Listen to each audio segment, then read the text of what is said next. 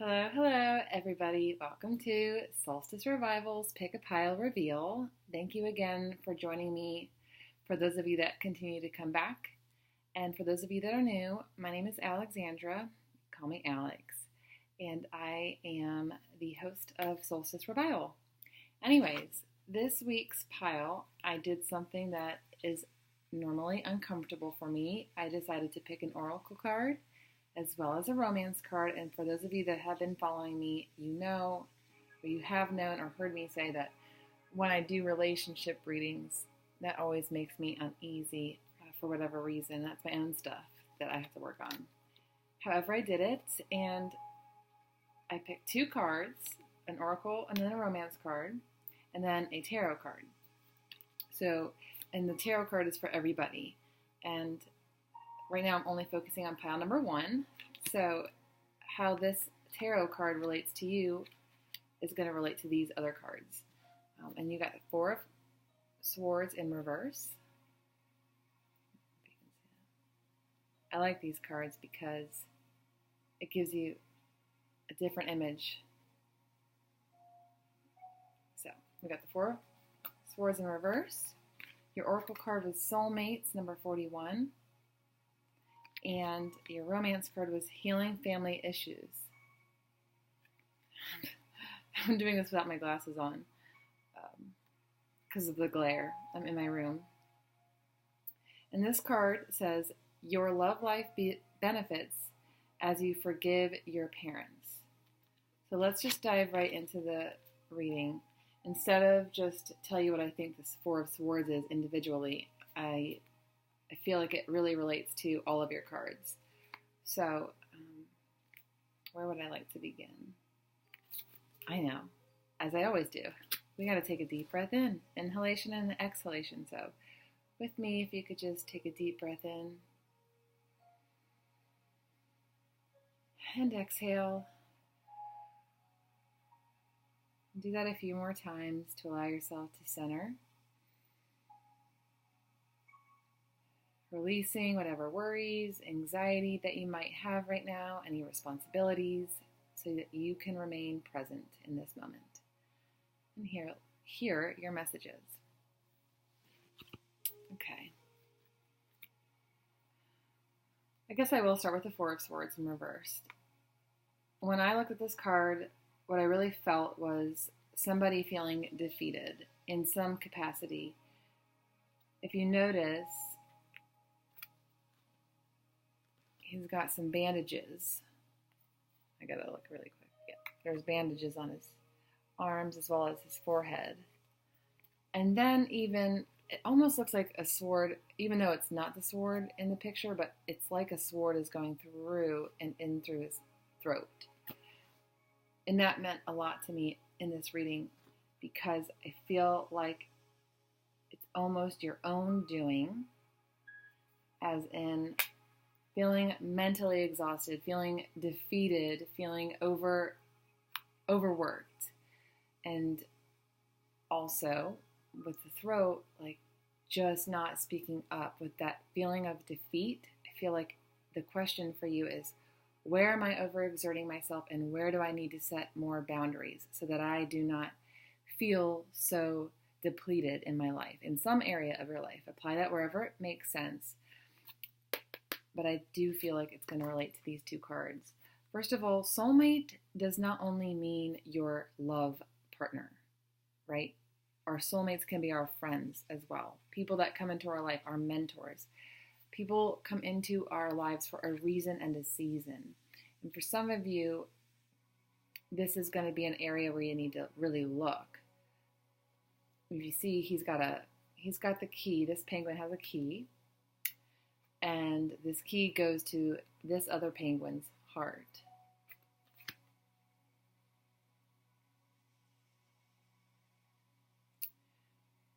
I say that because there could be dissonance in some of your relationships.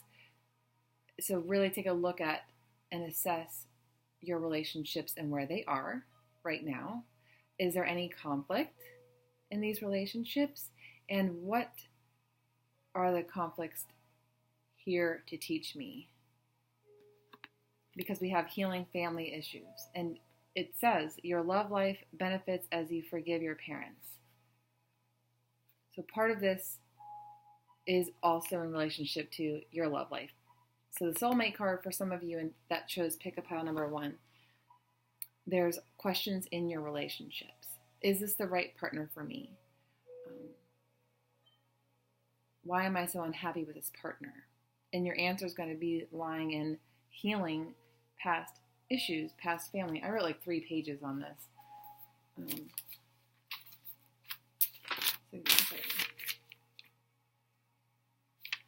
I was talking about what can you learn from the people in your life, in the relationships right now, because patterns are coming up for you that need to be healed.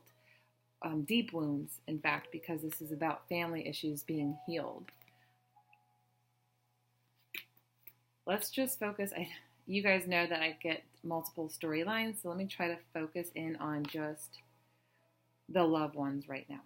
So let's say some of you are in a relationship right now. It doesn't matter if you're in a relationship or not. Take this if you're single or if you're in a partnered relationship. Start with the singles. If you're single, some of you might be wondering, when am I going to find the one? When am I going to find true love? When am I going to meet my soulmate? Perhaps they're not in your life yet because you haven't done the inner work and your light isn't shining. So some of you might feel very insecure, feeling lonely, which could be related to healing your past relationships. Could be with your parents. Self-esteem issues that need to be healed. Feelings of abandonment that need to be healed.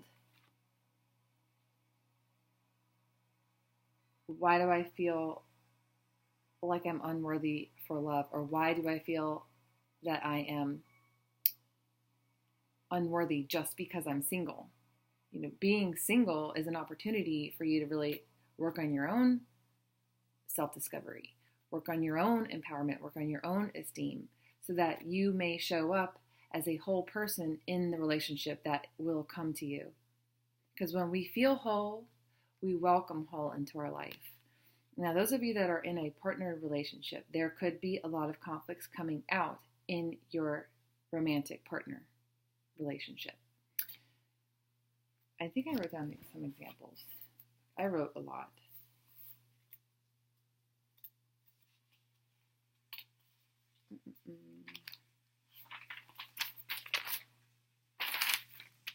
Yeah, so I wrote this down. How you handle conflicts in your current relationship is exactly how you handle conflicts with your parents growing up. For example, so this is just one example. If when your partner confronts you about something they don't like that you're doing, you could immediately retract and run away, right? Because hurt people, I'll hurt you before you hurt me, okay? And maybe growing up, what you learned was it was safer for you to leave when there was a conflict because it was unsafe, because somebody got angry if there was a conflict. You learned that conflict was not a good thing, when actually conflict is an opportunity for us to learn more about each other, for us to grow and to become stronger, especially in a relationship. Let me see. I put in the time frame, like when you were growing up, it was a survival trait, but now it's almost self-destructive. So making sure that you're releasing these patterns that you learned growing up, and you could be unconsciously repeating these patterns, right? Let's say you stay in a relationship knowing that it's unhealthy for you. That could be because growing up, you were trying so hard to please your father or please your mother, and keep doing things to get there and gain their approval. But now all that's doing is, in your current relationship, is creating a codependent pattern where you're overworking yourself and overexerting yourself. Remember this. One thing that a couple can do is create a genogram together, like each do their own separate genogram. Look that up on Google of your own family history, because 9 times out of 10, you will find patterns that were trickled down from your ancestors, even beyond your grandparents, that keep passing down. If you compare each other, you might actually discover and have a great conversation on why you guys tick the way you do. That's why I love being a therapist, right? Because I love studying human behavior and social environment. We learn these patterns and they're passed down to us. But if we can recognize it, especially as a couple, and come together and see, oh, so this is why you always respond with stonewalling me, because that was natural for you growing up. Well, now how can I actually turn that into a learning moment for us to become stronger as a couple? I hope that makes sense. Now, the other thing with over depleting ourselves and setting boundaries with the Four of Swords in reverse is, remember, soulmates can be also friendships, mentors, etc. You want to make sure that you've got the supportive people in your life, if this is business related, that are going to help you achieve your goals and achieve your dreams. In regular friendships, what could be happening is that you are not setting boundaries with people. You're overexerting yourself. You're picking up the phone knowing that that person's only going to bring you drama, and then you thought it would be a 10-minute conversation and it's now a 2-hour conversation, and your energy is depleted and you're just, God, I just need to rest. I've been giving too much of myself. And that's your work, right? You've got to do the inner work and figure out, where in my life am I overextending myself? I will say this too, in your friendships, how family, past trauma, past family issues can integrate or trickle into your friendships is, you might be used to, unbeknownst to you, getting in friendships where, how should I say this? You relive past trauma. So let's say in your family, it was normal for you to batter back and forth and jab each other with snide comments. That was you in your childhood, right? And then when you tried to do that same snide comment to your family, you got shut down emotionally. Like you were just rejected. And you felt almost crazy because, well, I'm just doing what you guys were doing. But the learned family rule was, do as I say, not as I do. And so that kind of messes with your head, creates more confusion. So in your now friendships and relationships, you attract that same kind of energy where your friend, they'll get emotional with you, you're there for them, you're overexerting yourself because you're trying to be a good friend, be there for them. And then the minute you ask for help from them, it's like, boom, you're shut down. They're not there for you. Or all of a sudden, when you try to banter with them, you've triggered them. And now it's like, don't you dare talk to me like that. It's like, well, that's what you were showing me. I thought this was what was right in our friendship. And so we create and then all of a sudden it's my fault. What did I do?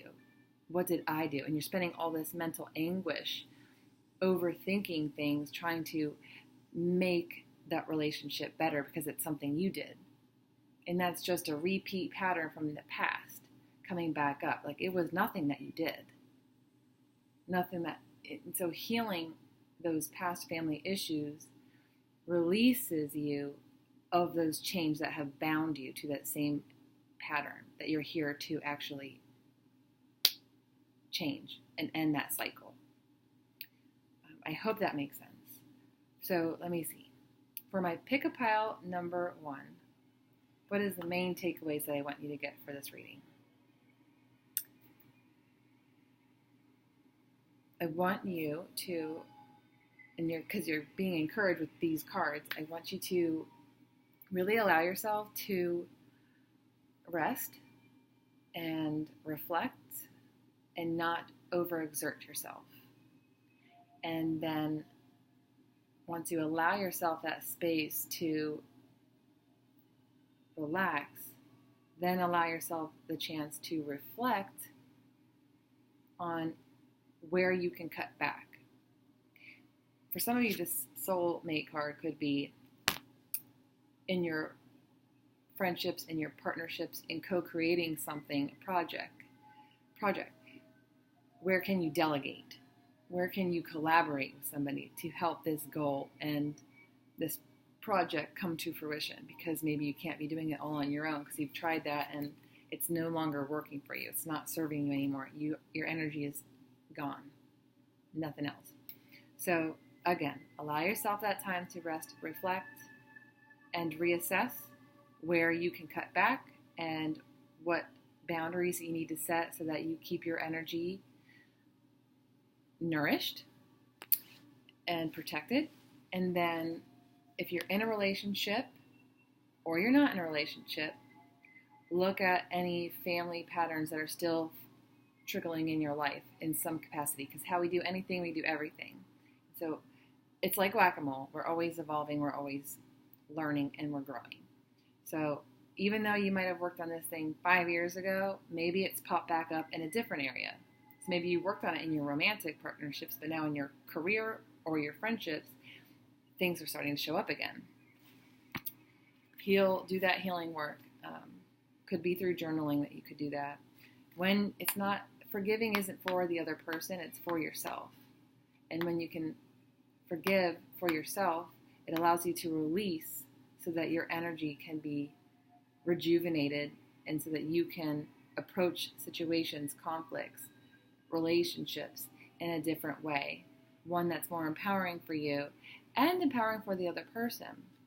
Because some of you might be hurting relationships because you're projecting past stuff onto them. Another example I'll give you before I let you guys go is, let's say your partner brought you flowers home. Perhaps you were raised in a family where men weren't trusted. Maybe there was a lot of infidelity. So your partner now comes home with flowers, and you're like, well, why are you bringing me flowers? What'd you do? What are you doing behind my back? And then that causes an argument, etc., etc. You know how it goes. But apply it in your life where it makes sense. But be open to people that are uplifting in your life. Release these patterns that aren't serving you so that you can have the healthiest relationships, so that you can welcome in those that are aligned with your energy and your vibration and what you're trying to create for your life. All right? So pick up pile number 1. I hope you have a wonderful night, and I will see you guys soon. Bye.